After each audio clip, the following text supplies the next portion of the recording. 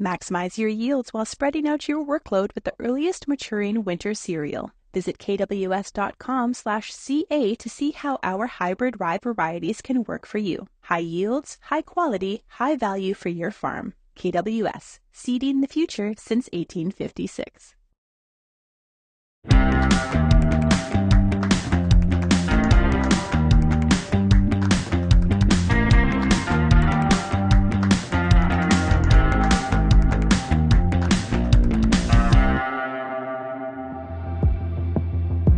The Agronomist is made possible by The Sharp Edge, The Soil School, and Wheat Pete's Word. Every Wednesday, Peter Wheat Pete Johnson answers your top agronomy questions in this dynamic podcast, covering soil health, cover crops, planting, herbicides, and so much more. Have a question? Leave him a message at 1-888-746-3311, send him a tweet at Wheat Pete, or email him at pjohnson@realagriculture.com.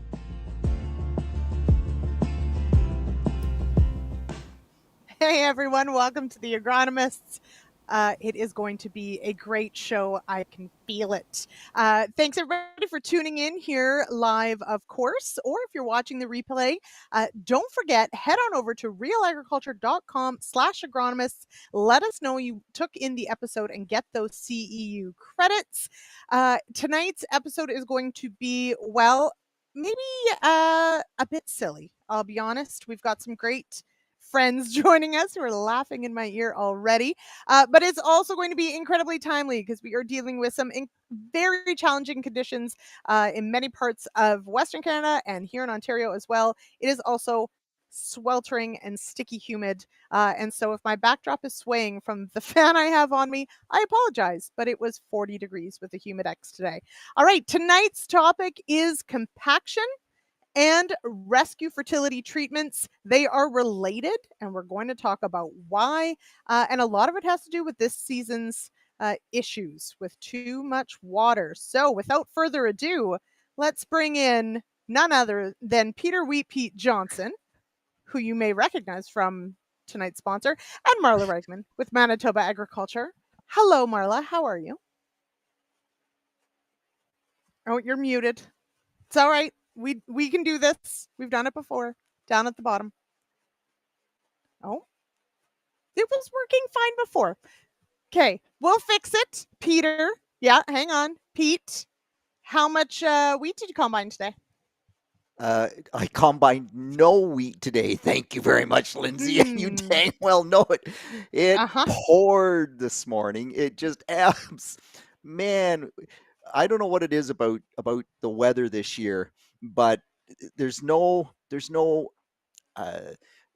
any sense of decency about rainfall. When it rains, it's just a stinking deluge. It's like Mother Nature pulls the plug on the tub right over top of you.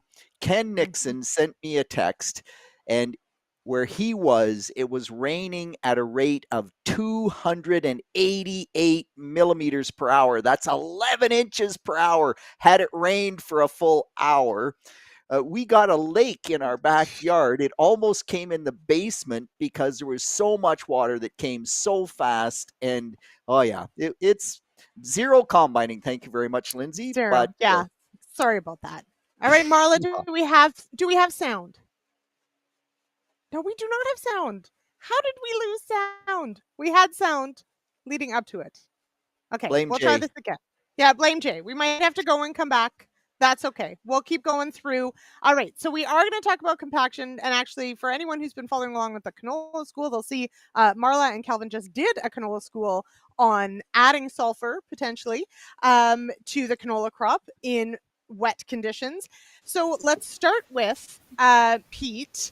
How does compaction play a role in nutrient availability? Why do we even connect those two? Well, so it's all about root growth, Lyndsey, right? And so if you don't have good root growth, you can have lots of nutrients in the soil. Most nutrients don't move well to the roots. The roots actually have to grow and either intercept them or they diffuse to the roots. And with diffusion, if there's always water moving down, the diffusion doesn't happen so well towards the roots. It's happening more down. The mass flow is keeping it from moving to the roots.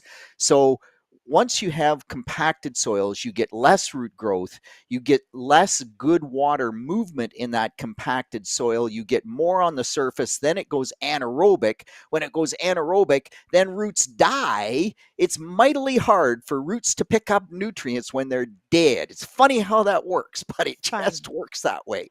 So there's lots of things bad about compaction, and compaction with too much water, it does not make a good combination. By the way, compaction with too little water also doesn't make a good combination. If you're going to compact the soil, you basically need a perfect year if you're not going to have issues.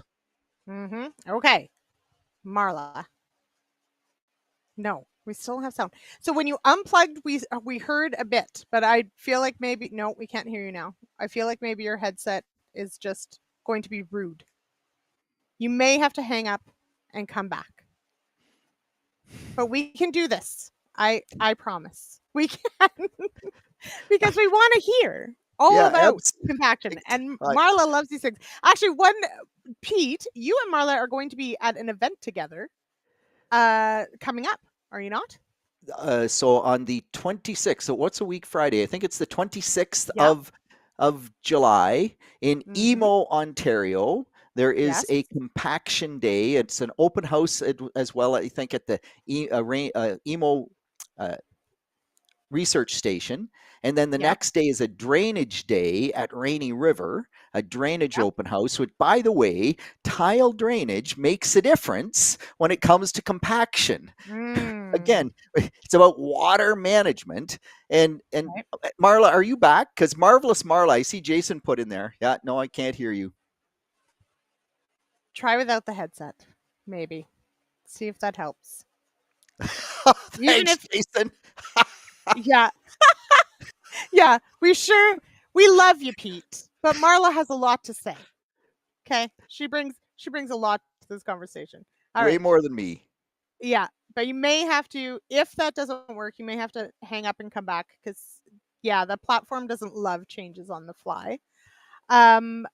Yes. Okay, so but that is a really good point that we will talk about tile drainage. We'll talk a bit once Marla comes back about how compaction happens, and actually we've got some good schematics from that. I think it's a good review. Marla. No. What on earth? We had perfectly fine audio before we started going live. Okay, producer Jay is going to help Marla or try. You'll have to unplug, I think, Marla, and see if that helps. We had it for a moment. Okay, and then maybe go and come back. It is a bit finicky. I was worried, Pete, earlier today that it was going to be one of these shows where my power goes out halfway through because of the ridiculous storm that was rolling through earlier. So same idea. We have been having similar conditions where it's just almost daily thunderstorms, and when they drop water, it's just a ton of water, like sheets of water all at once. And it doesn't end. What is really strange, Lyndsey, is that some areas of the province have not been experiencing that. In some cases, growers, this last rainstorm, they were the corn was starting to onion leaf or roll up, call it whatever you will, from drought conditions. And so you at one end of the spectrum, we still have unseeded acres that growers never could get into to plant. It's been wet, wet, wet. And then we go a bit further north and we're already under drought conditions because we need more moisture. And there's no equity in this business. It just seems to be feast or famine. And by the way, just before you jump back in, Lyndsey, I'm just going to tell Ray, I was pushing Lyndsey to go. Come on, we're going to be late, Lyndsey. Come on, go. And still, she just had to keep yakking with backstage, and we were a minute late. My apologies, Ray. It's true. Yeah, it's true. We were 1 minute late. And it is Peter who usually is going to grind my gears if we're late going live. And now he knows. Look, there's a lot behind the scenes. All right, Marla, here is the test. No, we cannot. And I don't know why. Okay, we will keep trying. Maybe producer Jay, if you could, let's go to a clip while Marla's working on to figure that out, because let's get a sense of what some of this compaction can look like, because compaction, of course, can happen at many different times, and planting is one of them. And Pete, here in Ontario, now this clip is from Manitoba, which I think is okay, but we had some corn that went in some very not great conditions. It got smeared right in. And right now, goodness, can you tell the difference between the corn that went in nicely and the corn that did not? It is like night and day difference between that corn. It's so we can talk about that, but producer Jamie will roll the Brunel clip and see if we can get Marla to switch some headphones and see if we can get her some sound.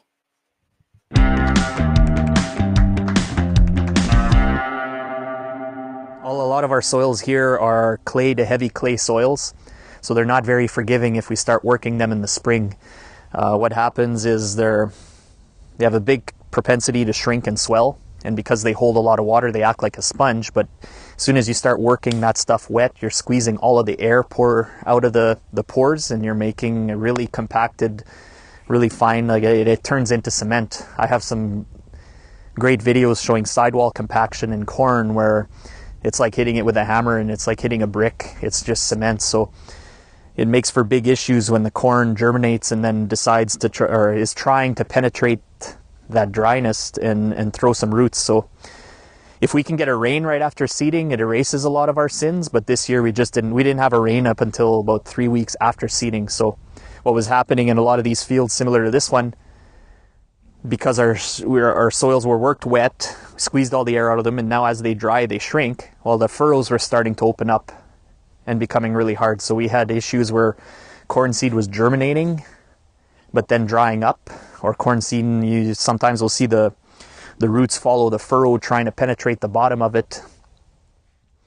And so it's really made for a challenging emergence. Now, in this particular trial, everything came up within 4 or 5 days, which isn't bad.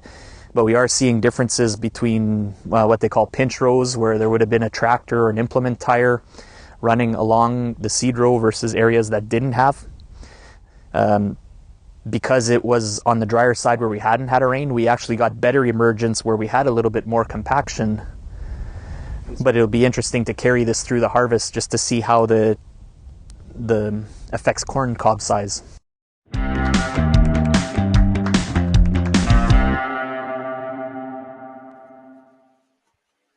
Alrighty, so Marla is working on her sound. I promise it will not be 60 minutes of Pete. And Pete, I hope I can keep that promise. All right. However, okay, so let's talk a little bit about how compaction, like Brunel mentioned. So some of that compaction was from working it too wet in the fall, which is a Manitoba thing potentially. But some of that compaction comes at planting with either the tires or under wet conditions. So walk me through sort of the compaction at planting issue in corn. So when you talk about compaction, Lyndsey, and fall compaction, that's different than spring compaction, because if in the fall, if we create compaction, that's generally deeper compaction. If we compact the surface layer of soil in the fall, most of Canada, this is not true in Australia, but most of Canada gets enough freeze-thaw cycles and wet-dry cycles. For Ontario, it's more about wet-dry cycles than freeze-thaw cycles. In Western Canada, maybe it's the other way around, but realistically, I think for most of us, it's those, you get that little shower in the spring, it's wet, and then it dries out. And so that cycle of wet, dry, freeze, thaw, it alleviates the compaction in the surface zone. It does almost nothing, believe it or not, to deep compaction. A lot of people will say, oh, it's got to freeze 4 feet deep. Yeah, you know what happens? It freezes 4 feet deep. And so the lens of frost, it lifts the soil up, but it lifts it up vertically And when the frost line comes out, it just comes right back down, and it does almost nothing for deep compaction. It's the cracking clays in the drought, and then they crack vertically. Oh, wrong way, vertically. Wrong way. And There so you go. I cracked them open, and now when it re-wets, they don't seal up the same, and I can break that deep compaction. Spring compaction, that's a totally tillage thing. And oftentimes, what Brunel was talking about, that's a planter issue. So if we do spring compaction with tillage, it's typically at the depth of tillage. So I go in and I work that soil 2 inches deep with a high-speed disc, perish the thought when it's too wet. I just get to smear that soil at 2 inches deep. But if I don't do anything else and I plant it right, those seed trenches will be fine, and the plant will grow and germinate fine, and then the roots will hit that compacted layer at 2 inches, and they'll go sideways until they can find a way to go through. If, however, it's too wet when I plant, and that's what Brunel was talking about, now I have a smeared trench.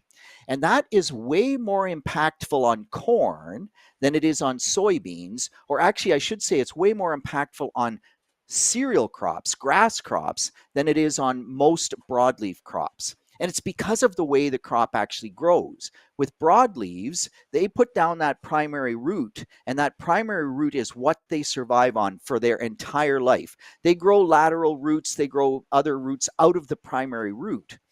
But you smear the sidewall planting soybeans, and if there's enough moisture, you get that one rain, that root can get down through, then it'll tolerate the compaction reasonably well. With corn, it has the seminal root system, the seed root system. It starts, if that gets through you've got a good start, but then it changes about the 5-leaf stage to the secondary root system, whether it's wheat or barley or oats or corn. And now if that sidewall is smeared and it's dry and those roots come out at 3/4 of an inch, they just hit exactly that cement that Brunel was hitting with his, like, boy, that is tough stuff, man. There ain't no root getting through that until it rains, full stop. And now we have much bigger issues from a sidewall smear or sidewall compaction standpoint. Marla, you have sound. Yes. Welcome here. You're welcome, Jason. Thank you so much. Yay. It's fine. We have all night, Marla. It's fine. Besides, Warren Schneckenberger just got here, so it's fine. Okay, so Marla, yeah, we're good.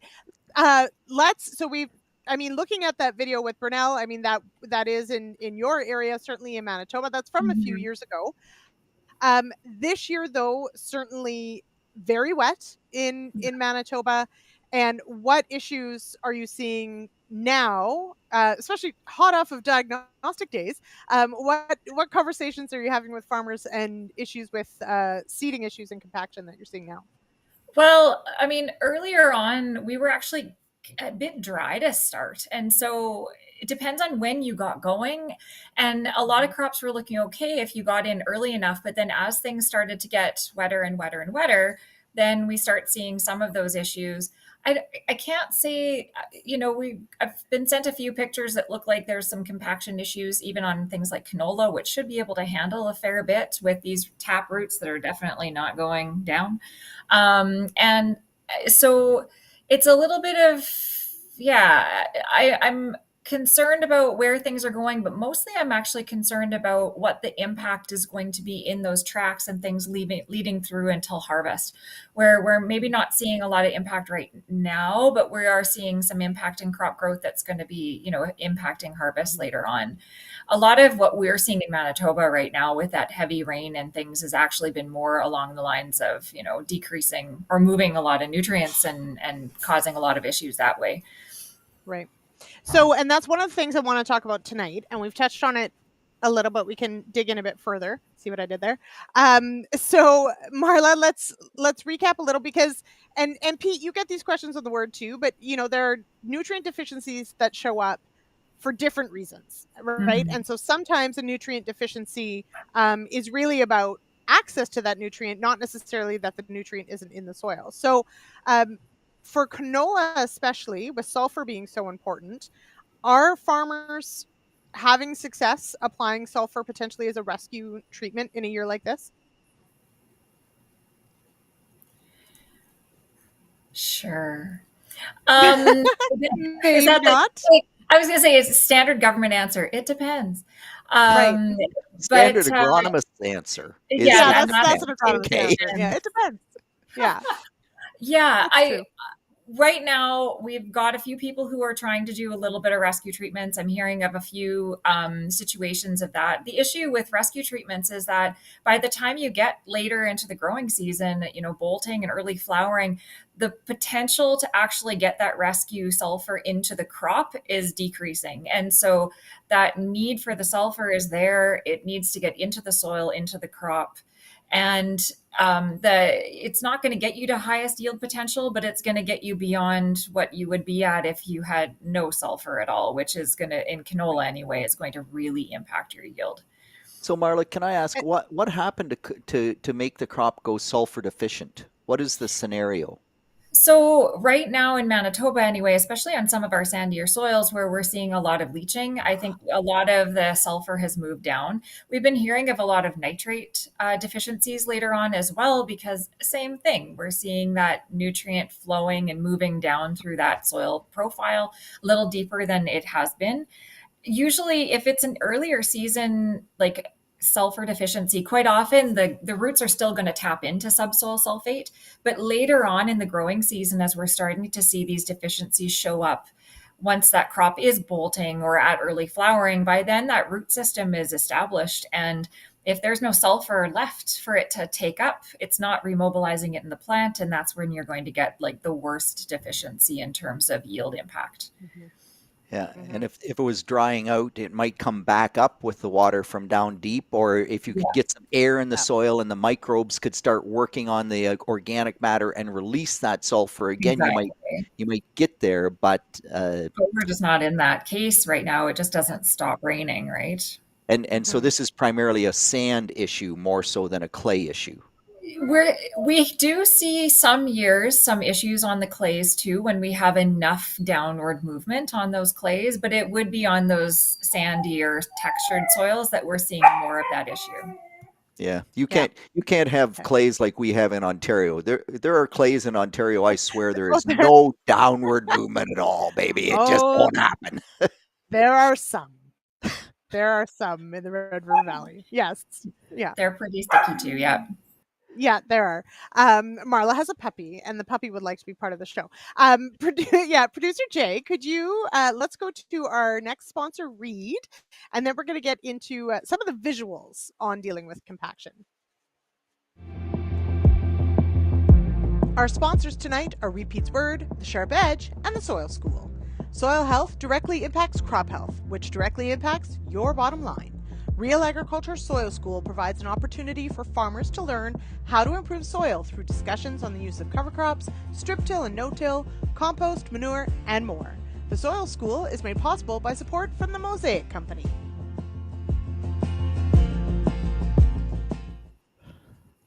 Yes. So Jason Vogt is very glad to see you, Marla. You had to step away for a minute. And now he hasn't had enough of me after past week. That's right. Yes. It has been incredible. I can't believe we're middle of July already. So that actually blows my mind. It is flying by. Okay. So Dr. Dave Hooker has entered the chat, everybody. And this is a fantastic setup. So I'll have to send him a thank you note for our next part of this conversation. So Dave says he was astounded at Southwest Ag Conference a couple of years ago. Hundreds in the room, only about 1% of hands were raised after the question, who has a compaction issue on their farm? So, Marla, maybe I'll start with you. Yeah, exactly. Do we have a perception problem of what is and is not compaction? I think so. And I always joke that if I go out to a farmer's field and we're talking about compaction and they say, oh, no, I don't have a problem. But of course, I'm always carrying a shovel in my car, my vehicle, wherever I'm going, got a shovel, right? And I'll always say, okay, well, how about you dig the hole? And I'll Good just call. stand back and wait. And as they start hitting that compaction layer, then they start realizing, oh, wait a minute, this is what we were talking about. And I think that there is a misconception about compaction too.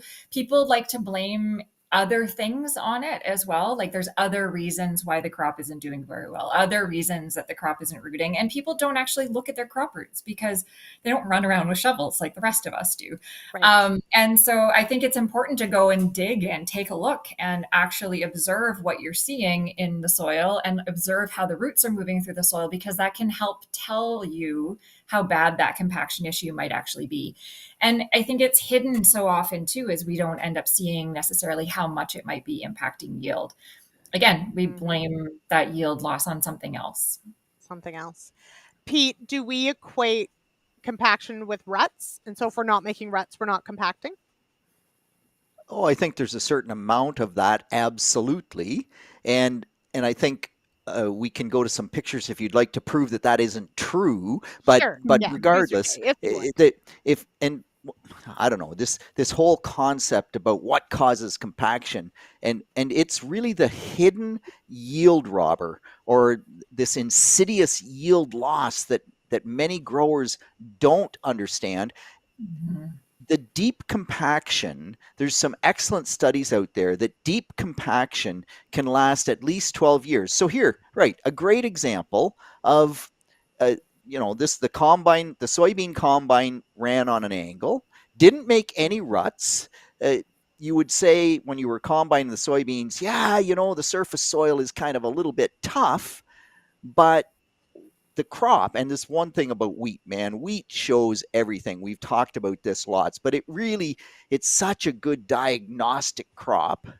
And again, this is in the fall, combined in the fall, planted in the fall. No, I talked about that freeze thaw, wet dry cycle. We can correct that compaction in the surface layer. We've had no opportunity here. Interestingly enough, I have pictures of canola in the Peace River district where they combined the previous wheat crop in the spring because they couldn't combine it in the fall. It was too wet. And then wherever the combine ran, and the combine was on tracks, it was like they'd done everything they could, and the canola was basically dead wherever the combine drove. Not quite, but it just half the height. So you do not need to make ruts to be causing incredible compaction.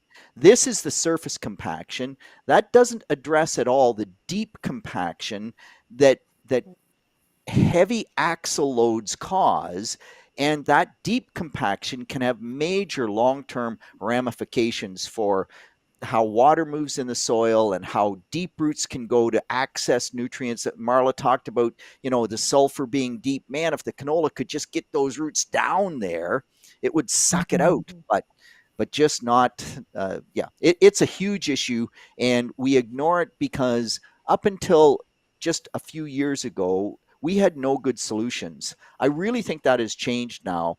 With tracks and with central tire inflation systems and with better closing wheels on planters will help with some of the sidewall compaction. There's limits. There's always limits. Yeah. But we have made great advances. You still can't go out there when it's way too wet, even when it isn't making ruts, because this is what happens, right? And Jay, if you want to go to the other picture, I'll get on my pedestal. I hate this. Like, what a disaster. And you know what drives me nuts about this picture is that all these growers with these stinking air carts, and they say, well, who cares what pressure is in the tires? And even the manufacturers, they put rubber on that will not carry the load, that has to run 80 psi pressure to carry the load. In some cases, grain buggies actually come with tires that at no pressure are rated to carry the load in that grain buggy. But lots of producers on a grain cart, or pardon me, on a air drill, an air cart, will say, well, Pete, it doesn't matter because the only time that cart has any weight on it at all is when I lift on the ends. Well, look, and this is looking down the field at how much compaction we're going into the field till that weight comes off the cart. But the headland area there is just a disaster. And in so many fields driving around this spring, the headlands are just brutal. That's where all the yellow corn is. That's where the water stands. And what's really funny is the first 8-10 feet of the field are perfect because the equipment never gets there to compact it. And then we get this 30, 40, 50, 60 feet of junk. And they wonder why, when on the yield map, that the headlands always show up red.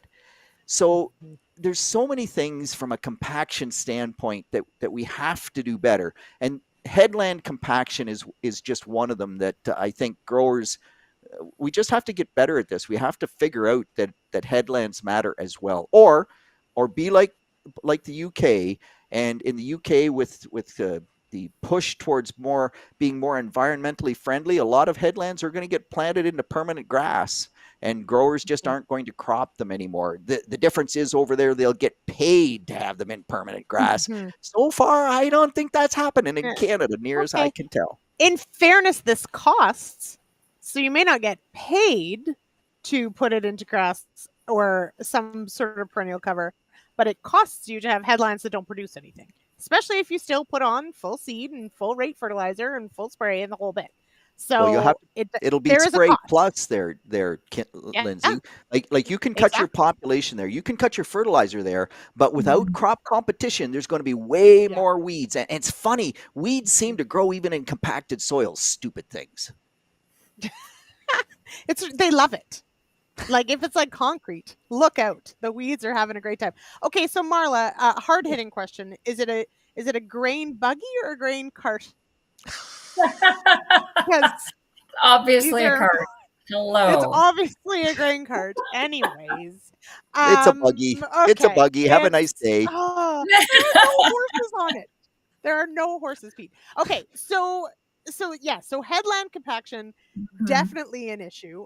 And to Pete's point, there are ways potentially that you could permanently change that, but again, there'd have to be some sort of incentive to do it. Jason Vogt also votes for grain cart, so there you go. It's a West East thing. What can I say? But there are some ways that we can decrease the compaction total, and we've mentioned some of them.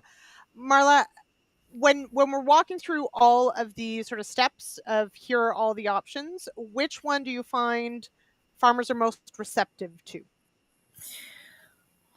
I would say I think the number one thing that I'm finding that people are starting to become more receptive to is where they're traveling. And it just being an awareness type of an idea, because making sure your tires are run at the rated pressure, using tracks, things like that is something that, takes a bit of time and such. Definitely not that interested in running the grain cart at half, weight and only half filling it. Like I've got this capacity. I'm going to fill it up. Let's go. Right. This is the kind of thing that's not going to be changed. But I do find that the awareness people seem to be a little bit more open and receptive when I talk to them about the idea of how often we travel across the field and where we are traveling across the field. And to me, it's a simple thing, especially when you're dealing with, wetter conditions. You might see where you're tracking up and down the field. The problem is that, like Pete was talking about earlier, some of the worst compaction happens in areas where you don't see the rut. And so that's you're not aware of where you're tracking and trafficking and where you're impacting the soil. And that's really where we make the biggest impact. But if it's as simple as being able to, run the grain cart or buggy, depending on where you are, up and down the last path of the combine, and then just exiting the path to, unload and then get back on the path again. Some of these things I often talk about, like, let's just get in the habit of doing them before it's a problem in a dry year too. Just do it all the time. It just becomes habit forming. And we know that when we're under stress and we're dealing with poor conditions, that we can just get, the mindset of traveling on the same spot, because it makes a huge impact on decreasing some of that random travel across the field. Pete, are we getting better at following tracks? or do Uh, we just willy-nilly? so I unfortunately in Ontario, and I would say in Eastern Canada, uh, Mhm. we talk about controlled traffic, Mhm. and that's about where it ends for most growers. And part of the problem is that we've sometimes got, you know, two or three combines in the field, a couple of grain buggies. I want Jason to hear that, grain buggies. Uh, What have I started? and by the way, that like everybody is going so fast because the corn's yielding Mhm. 260 bushels per acre, or Yeah. this year the wheat is yielding 130 or 140 bushels per acre, and so they are not thinking about where they're driving. They're just beeline back to the combine because the light's on, the bin is full. Yep. Get there, get it. Uh, for on for the wetter climates here to the east, I would say that really the thing that people are more interested in is tire and track technology. So central tire inflation systems, Mhm. growers Yeah. seem to be reasonably willing to go that route. It comes with a big cost Yeah. because to use central tire inflation, you really have to go at least to radials, but realistically, you need to go to VF tires to get the biggest bang for that buck. And new tires these days are very expensive. You Mhm. change to tracks, then you've added a bunch of weight, and you can extend your footprint for sure, but you've added weight, which now is a deep compaction issue. So there's lots of things that growers are doing and are interested in doing. And fortunately, some programs have supported some of that change. That's a good thing. I'm often kind of negative on programs because I'm not sure that the dollars always gets well spent. But man, Mhm. when it comes to dealing with compaction, I think it's a huge issue. And I think some of those dollars really well spent. And controlled traffic just isn't one that we've been able to go down that road. It's huge, by the way, in Australia. That is the number one Yep. thing they do in Australia, uh, but much lower yields, and so this incredible rush to beat the next rain and just get back in time, it doesn't seem to be the same, or maybe they're just more organized than the crazy Eastern people are. Yeah, and well, and Entirely just to be clear, I don't think I'm talking about going full to control traffic here. I think Yeah. there's maybe interest, people are talking about it. I'm just even thinking about just being a little bit more deliberate on attempting to travel on some areas of the field where it's been previously trafficked, as opposed to going to that Yeah. full control traffic Right. process, which, you know, we have a few people who are doing it, and it seems to do very well. But it's a complete overhaul of the system in order to go to control traffic Yeah. farming. Yeah, I do have Yeah. one grower in Mhm. Brant County, just near Onondaga, that they run buggies half full. I just want to say that Oh, there there is the is some on odd your grower head. that when it is too wet, Yeah. there is the odd grower that soil health and soil compaction is important enough that they will listen to those things. But truly, Yep. they are the exception, as Marla said. Mhm. I mean, Yeah. that buggy's supposed to hold 1,600 bushel. Wow, let's see if It's we can get gonna. 1,800 in it. Yeah. It's gonna. So gold star for that farmer, but it's an efficiency thing, right? I mean, seeding is stressful, planting stressful, harvest is stressful, especially if it's already a compressed or difficult weather situation. So we understand obviously that getting the crop off the field and into either the bin or the dryer is incredibly important. So this all has to be seen as the bigger picture of what we do. Now Dr. Dave Hooker says, to be clear, tracks are not a slam dunk. And I think we talked about this, but briefly, Peter, you mentioned this, but Marla, tracks aren't always just magically better, right? No, I mean, you can have less slippage and other things with them, but you can't guarantee, or if you're running your tires at their rated pressure, and that pressure is low enough, they aren't, in terms of compaction specifically, they are not necessarily reducing compaction compared to duals at their rated pressure. It's there's a lot of misconception out there about that it automatically, that tracks are better in terms of compaction, but they aren't, again, if you are actually properly inflating those dual tires. And if you Right. can get your pressure, and it doesn't even have to be dual tires, right, Marla? It could be big singles. It's all about getting that Yes. pressure down. And don't forget that the deep compaction is primarily just a weight factor. Mhm. And so we Right. put tracks on, and we've added 10,000 pounds to the overall weight of that Yeah. unit. So that just drives the compaction deeper that much more. Mhm. And Yeah. so, Lyndsey, I don't know if you want to maybe, it might be a good time to throw up that MRI, the graph. And I Porosity, think that yeah, shows the pretty okay. porosity graph. I think that shows that Yeah. reasonably well. Good Mhm. call, Pete. You should do this more often. Uh, okay. Oh, okay. So where did this come from? That's my first question with this one. Like, who So did this is this work? actually out of Europe, and I believe I think either Swiss yeah. or somewhere in Okay. that general vicinity. But Okay. this is just, you go to the doctor, you get an MRI. This is MRI technology, and we're just looking at the soil prior to and after we compact it. And it's not even that heavy a load, right? 2.5 bar is not a huge load. A bar is about 14.5 psi. So that's about Okay. 38 psi or something like that. I'd have to do the math a little bit closer, but so it's not horrendous pressure, but the soil was too wet. And Mhm. I always, when I show this during presentations, I always ask the audience, so, what do you see? And so they obviously say, well, so by the way, the green is pore space, and Right. the blank areas or the clear areas are the solids. And everybody will Right. say, well, there's way more green where before you compacted it. And so that's 100% correct. But the real takeaway for me is not just the difference in the amount of pore space that we eliminate with compaction, but it's the connectivity, Mhm. Mm. right, Marla? Yeah, it's exactly that. It's the connectivity between these pores that you've lost. And now how are you going to get water to flow through that? Right. It Because just makes it yeah, that much worse.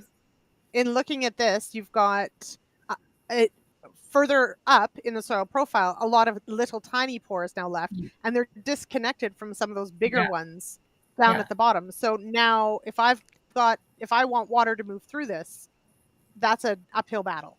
And those bigger pores are the ones that are so easy to crush when you have that weight on it, or when that tire is impacting it, because the large pores have air in them. If they've been allowed to drain Right. water out, they've got air in them, so then they actually crush on themselves, and the small ones stay behind because they were probably holding water. And so that water helps to kind of carry the load within the small pores so they don't actually crush on themselves. But then all you've got left is those tiny little pores. And when that's what you got left, then that's not an appropriate soil structure in terms of having large, like, macro and micro pores in order to have a mix of water and air, which is really critical because plants drown too. They need oxygen, they need space to move through, and they easily move through those macro pores or those larger spaces. And once that's been lost, then it's really hard to be able to kind of gain that back. And like Pete mentioned earlier, this idea of freeze thaw and wetting and drying can create some of these spaces again, but it's really only impacting that surface, and it takes time for that actually to come back as well. Yeah.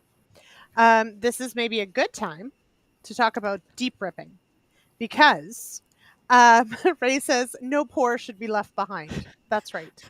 Every pore for themselves? No. Okay. So that it does beg the question, what do we do, right? So prevention is huge, and most of what we've talked about tonight. So and really should be, and as Dr. Dave says, reducing compaction takes the systems approach. So it's going to be, whether you're going with adjusting your tire inflation or a central inflation system, whether you've gone to tracks, whether you've committed to half full carts, buggies. Anyway, if it's whether you've committed to that, these are the things right, that are part of that systems approach. But then of course compaction happens. So it does. It's like SHIT. It also happens. And what can we do about it? And so I've got a clip. This is from a couple years ago. This is Kelvin Hepner was down in the US talking to Aaron Day, who at the time was with NDSU. He's now with University of Nebraska Lincoln. This is just a short clip that talks about the fact that deep ripping, although it is a favorite for some people when dealing with compaction, can potentially make things worse. Dun, dun, dun. Producer Jay, if you will.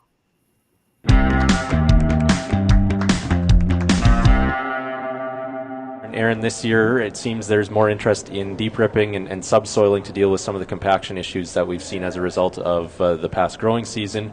And if we make that decision to take the deep ripper out, there is actually potential that we cause more damage, more compaction damage if we're not doing it precisely. What do we need to do to make sure we're actually fixing our problem? Yes, it needs to be a very calculated decision on whether to deep rip or not.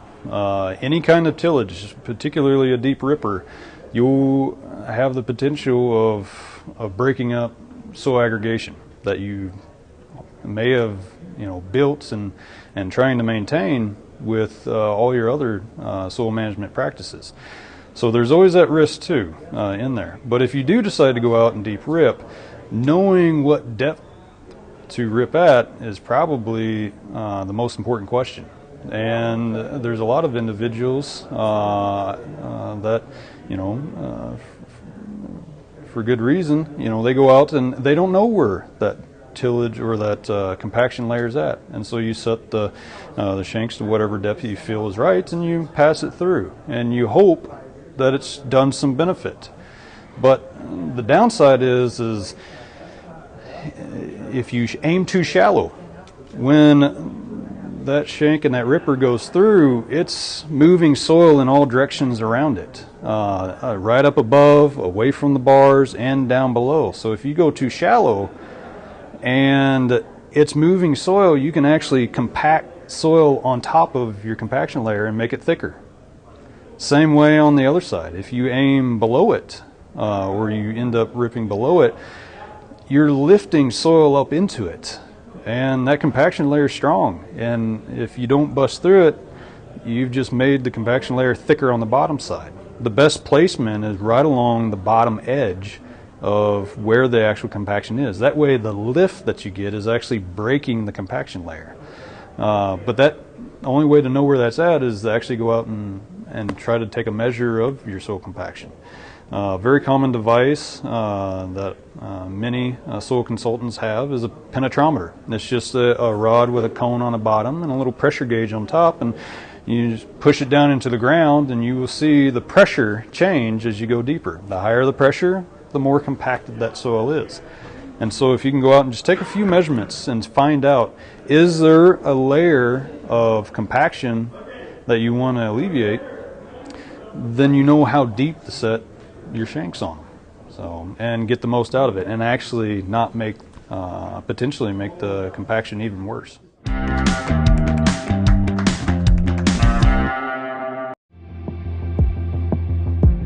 Thank you to our show sponsors, the Soil School, Wee Pete's Word, and The Sharp Edge. The Sharp Edge is a video series where we look to farmers, agronomists, and researchers to give us the sharp edge on everything from agronomic problem solving to increasing profitability and improving sustainability. Learn more at RealAgriculture.com or head to our YouTube channel. The Sharp Edge is made possible by support from Maizex Seeds. All right. So, okay, I could probably listen to Aaron chat all day. He's got a great voice. We should be calling him up. Kelvin, give him a call. Okay, Marla, I'll start with you because our friend, the deep ripper, the subsoiler, are they the same? Anyway, Aaron points out where we can go wrong. They're also incredibly expensive to drag through a field. Yes, so they are. What do we know on the economics of a deep ripper? Oh, I don't have any direct information on current economics. I often refer back to an Iowa study that was done. It was like an on-farm project that was done where they split the fields in half and they looked at the cost of the fuel in order to deep rip at that period of time. And this is probably 20 years ago. So fuel was a lot cheaper. And they compared that to yield improvements, where they had deep ripped or not, and really found that there was a 50-50 chance of actually getting enough yield back to pay for the cost. I don't believe that they were looking at time and labor as a part of it as well, which I think is also an important factor. Those deep rippers are the width of the tractor for a reason, because they take a lot of horsepower, sinking that shank in the ground. The most fun field days that you go to when people are actually doing using a deep ripper or doing other tillage equipment, and they're going in with the subsoiler, let's say, and the farmers' looks on their faces when that thing hits the ground and that tractor is just dragging as it's like trying to get it going again. Exactly. And everybody's eyes go out their face, because it's just like, oh gosh, that's what does happen. Right. And it's a lot of fun. I don't actually watch the equipment anymore. I just watch everybody watching the equipment, because that's more entertaining for me. But it's expensive. It's time consuming, and it may or may not actually pay. And like Erin said, the risk of not knowing, remember I said, shovels are a really great thing to have, as well as a penetrometer. Going in and looking where that compaction layer is, and wanting to set yourself a good inch below. You also don't necessarily want to sink the shank in as deep as it possibly goes if you don't have to go that deep. And the reason for that is it's not often dry enough to appropriately subsoil and get the proper shatter, because you're usually going in when the surface might be dry. But again, unless you've gone in with a shovel to dig down, 16 inches or so to see whether or not you've actually hit it's dry down there as well. If it's wet, all you're doing is smearing more and causing more potential compaction at a deeper level than you had before. So there's a high risk. I feel that there's a higher risk compared to the reward when it truly comes to subsoiling. And the other problem with it is that sometimes we do see a yield benefit, and whether or not that yield benefit is big enough in order to pay for itself for the cost, that yield goes away again over time, because we just keep recompacting the soil again. So once we've recompacted it, then we have to go in and do it again. So it's not a one-time fix. It's a one-time for a couple of years before we cause the problem again, and then have to go in and do it again. So that's one of my issues with subsoiling. And a lot of the research shows that to properly subsoil and actually get the soil to shatter, your soil should be near a permanent wilting point. So very, very dry. And at that point, if you're in the Red River Valley anyway, and you have those shrink swell plays, they've cracked open already. So Mother Nature's kind of done for you, right? It's different. Yeah, you can lose a small child down those cracks when it's dry. I didn't Like understand when I moved here from Saskatchewan, the joke about working with the combine and don't drop the wrench because you'll never find it again. I didn't get it until I started spending time out in those fields in the fall. It's a real thing. Okay, so